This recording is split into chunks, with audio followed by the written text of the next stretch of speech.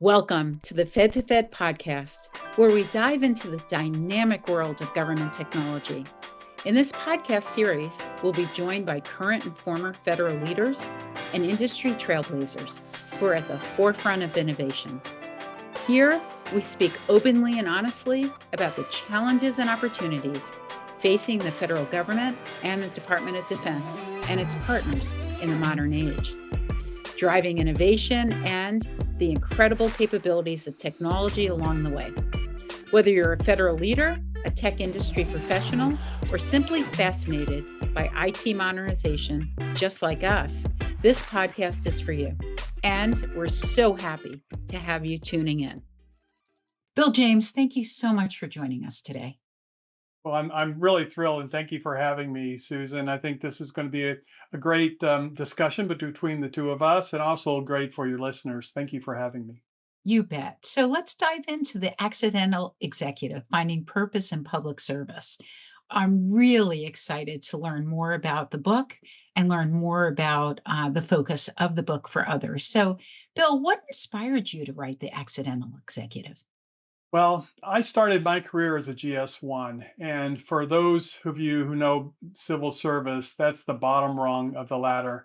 And I've heard about others who started as a GS1 and made it to the senior executive service, but I've never met anybody. So I thought, well, my story is unique and different, and I'd like to write it.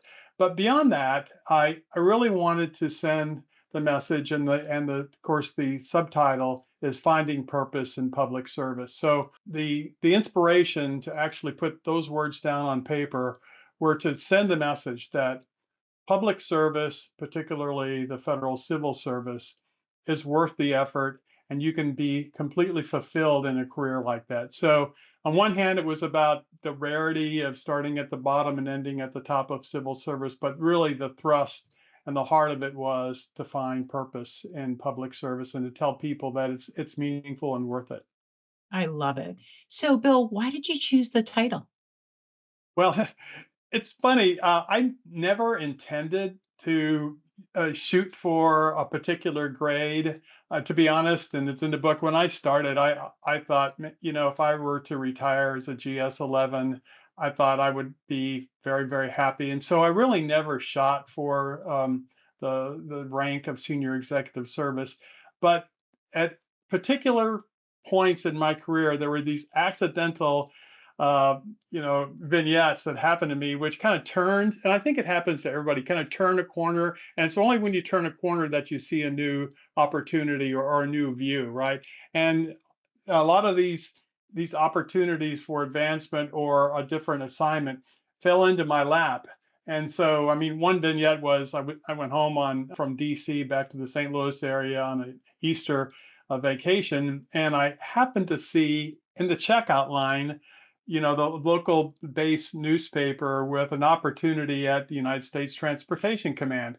Well, had I not been at that supermarket buying chocolate Easter bunnies for Easter, I never would have seen that newspaper, which changed my career vector entirely. So it was a series of accidental opportunities that fell in my lap. On the other hand, you had to be prepared to take advantage of them. So it's accidental in one case, and in all those cases, but it's also significant because that means they just don't fall in your lap and they're given to you. You have to be prepared and then go after them. I love it. So you said you started as a GS1. You Yes, started as a clerk. What did that yes. role teach you? It was very interesting. First of all, I had no clue really what the government was about, but it taught me how important it is to be humble. My supervisor was a woman who, at the time, I think she was a GS5, but she treated me with such kindness and such empathy.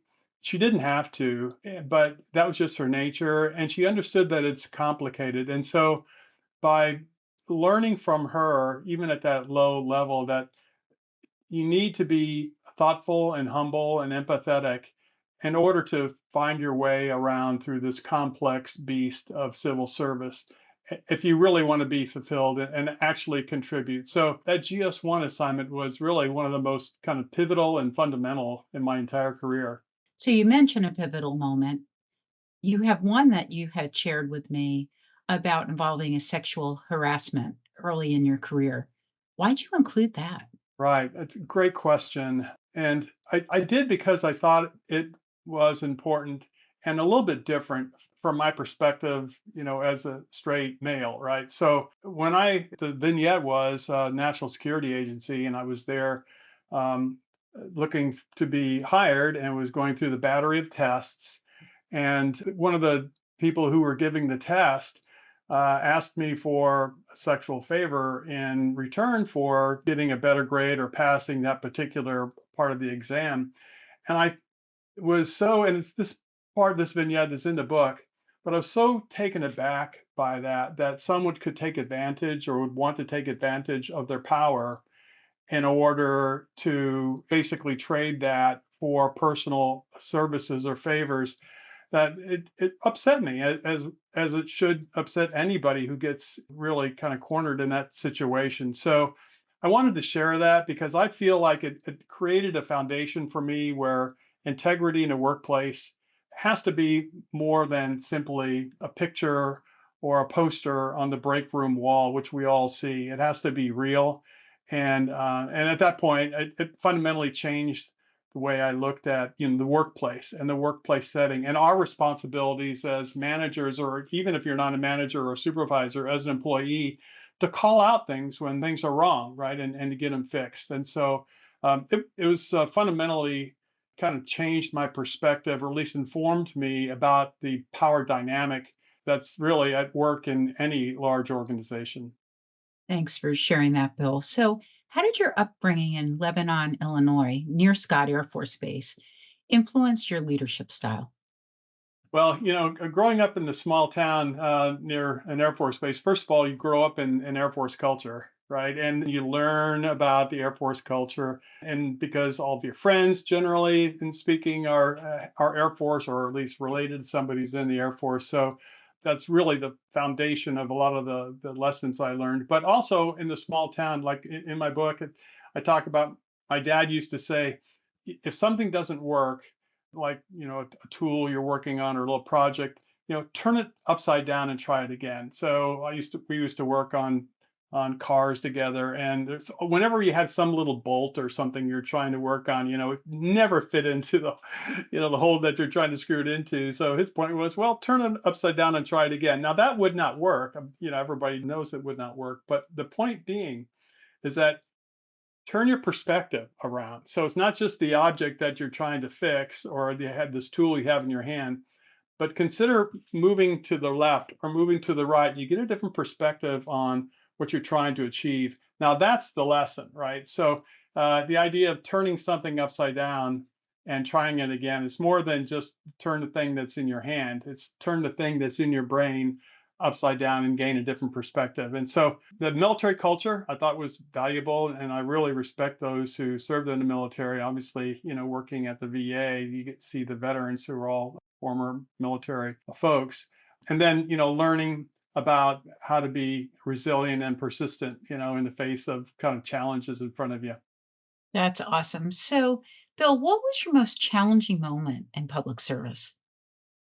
Well, there were a lot of them, but I think the most pressurized one was during Desert Shield, Desert Storm. Now, I'm a civilian, always was, GS1 to SES, so I never wore the military uniform.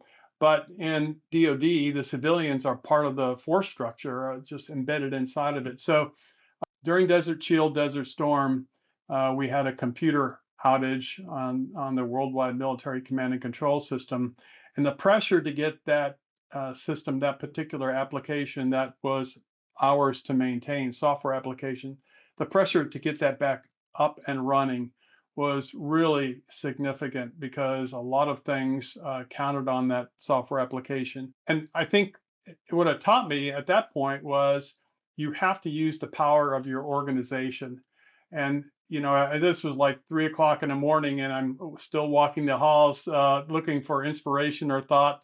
And I happened to run across a very young coder who turns out had the key to resolving and bringing the system back together. So you just never know, but I think it's the power of the team that I learned there is that someone in your organization, if you give them a chance, will have the key to solving the problem or the challenge that you're facing. Now, let's face it, we all have constraints on resources, and sometimes you don't have enough resources to get the job done. But if you're looking for innovation, you have to look for it in your team and assume that it's there and give them the opportunity to offer it up. And so, that particular challenge worked out and was fixed at the end of the day, but it wasn't fixed because of me, but it was fixed because we opened the aperture to, okay, who here has a wild and crazy idea, and then invite them in. And so that was a very powerful lesson I learned there. I just love that. So, Bill, you spent time both in government and private sectors. What did you learn from each? I'll tell you, government is challenging because you live in a bureaucracy and there's a very structured framework in which you work. Resources are always limited, but particularly in DoD, what I learned was mission first, focusing on mission, that North Star, keeping that above the fray of day to day activities. That can give you at least it gave me the perspective to be patient and persevere because you're focusing on the mission, not the challenges that all of us face on a day by day basis. When I left the Pentagon in 97 and went to the private sector, I spent almost 20 years spinning around the Beltway in various federal system integrators, small, medium, and large companies. And there I learned adaptability. Let's face it, profit is one of the driving factors. Culture is important too. Obviously, you can't be successful without a good culture. But at the end of the day, you have to be adaptable, and you have to be really focused on what you can do for your clients and what you can do for your company from a profitability standpoint. So adaptability there was the lesson that I took. And then finally, when I returned back to civil service and ended up working at the Department of Veterans Affairs, it was really the cherry on top of the ice cream of my career because it was the most fulfilling assignment I've ever had in any job, private sector or public sector. We haven't talked about this, but as an IT guy in the DoD or in many other organizations, you are many layers removed from an outcome. So you might write a piece of code that goes into a program that goes someplace else, that goes at the end of that chain, there is a human outcome, a positive, or in the case of DoD, sometimes negative, but there's a human outcome. But the relationship between what you did on the computer and that human outcome is hard to see, right? It's way beyond the horizon. But a VA, and I think in some agencies also, like maybe Social Security Administration, but in VA particularly, the outcome is direct. There's a kiosk in the medical center that a veteran touches. There's an app on their mobile device that they use to make an appointment or confirm an appointment or prescription. That immediacy and that directness from an IT perspective is so fulfilling. It's just energizing. It makes you passionate about the mission. So I just think that anybody wanting to work in IT and in the government, when you can find an organization or a mission that gives that immediacy and that direct feedback, and you feel good about what you can do for your fellow human beings, that's really where fulfillment can be found. I love it. Bill, you talked a lot about separately people, process, and technology. Mhm. You brought that to the VA in a big way. Can you talk more about that? I mean, you were able to lead so many important programs for the Department of Veterans Affairs, but that directly impacted veterans, as you just shared. Talk more about that. Well, one of the things I used to say, and I still say it all the time, was DevOps. This whole idea of software development and the operation DevOps equals empathy. So I think if you're in the IT business, you have to think beyond the code at your fingertips and beyond the budget that really funds the coding that you're doing or you're having done, and think about being empathetic. And it started out with the idea that the software teams many cases, in many organizations, they write the code, they throw it over the fence, and then the hardware teams, the infrastructure teams have to run it, right?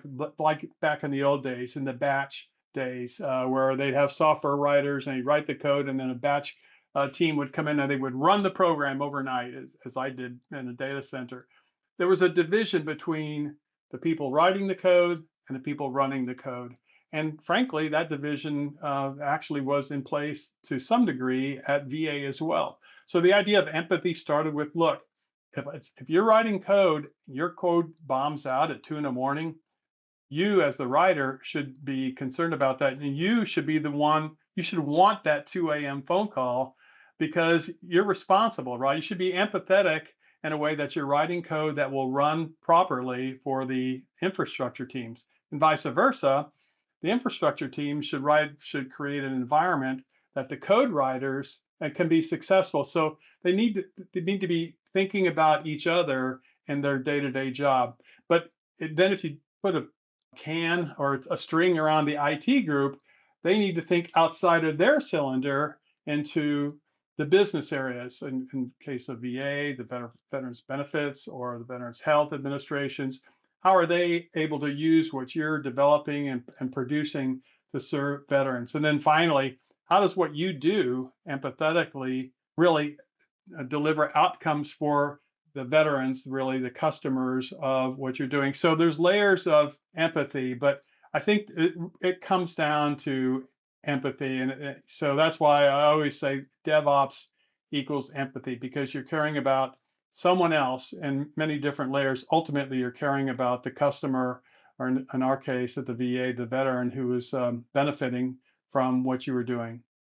I love it. And there was so much that was done with your leadership in such an efficient way. So, congratulations on the great work you were driving. Yeah, thank you. I think back then, and of course, I've been doing consulting since then, but I'm still very passionate about Mhm. what the VA is doing, and particularly the IT organization. I think the cloud was a big, game changer in VA's ability to kind of move the needle on offering IT services, and it's really going to open up frankly, a lot of innovation, a lot of opportunity for AI as we move forward. Moving data, moving applications to the cloud is one thing, but really, when you move the application, you're also pulling the data along. And once the data is on a platform that's accessible, now AI can get at it. So I think in a lot of ways, we've just begun the opportunity for innovation at VA and many other agencies too, but particularly the VA. And it's founded on really kind of making the strategic decisions necessary to be prepared for these new technologies like AI. Thank you, Bill. It's a very exciting time to be in government service. So, There what is. advice would you give someone considering a career in civil service? First of all, my advice would be do it, but focus on mission and focus on purpose. And if you can focus on those things beyond yourself, right? Focus on really the outcomes that you're trying to achieve for whoever the customers are of your particular agency or your particular department. Then I think you can find fulfillment. So finding purpose in public service, and in my case, being fulfilled by that, really what I think is the key takeaway of the book. And frankly, it's the end result of a 40-year career in civil service for me. Congratulations. So, Thank you. you included a guide to reaching the senior executive service. Why? Well, first of all, in many cases, a lot of folks look at the senior executive service as a pay raise, right? If you're GS 15, they think, hey, I get more pay at the SES level. Nowadays, in some cases, that's not really true very much because of the pay band compressions at the top. But still, there's this, I think, a myth about what an SES is about, and frankly, kind of the leading myth, it's about the money, and it's not. So what I wanted to do is, first of all, dispel some myths about what the senior executive service was for me and what I found it to be after working in it for so many years. And then secondly, okay, with that foundation, that baseline, what I think the SES is truly about, then the issue, well, if you're still interested in it, how do you get there, right? What are the steps needed to become an SES. Lately, OPM has changed some of the requirements in order to get an SES. So I wrote this basically a supplement, another chapter about how to become an SES, all the steps necessary to be prepared for it.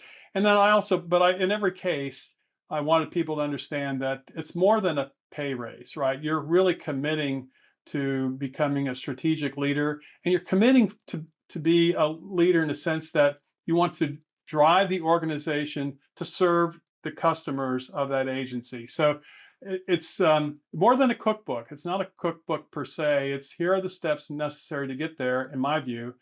And here's the why behind it, right? Why do you want that? And once you understand the why, and if you're still interested in pursuing it, then here's the how. I love it, Bill. Thank you so much for even thinking about including that in the book. So, what do you hope readers and listeners take away from your story? I think the power of purpose really is the bumper sticker.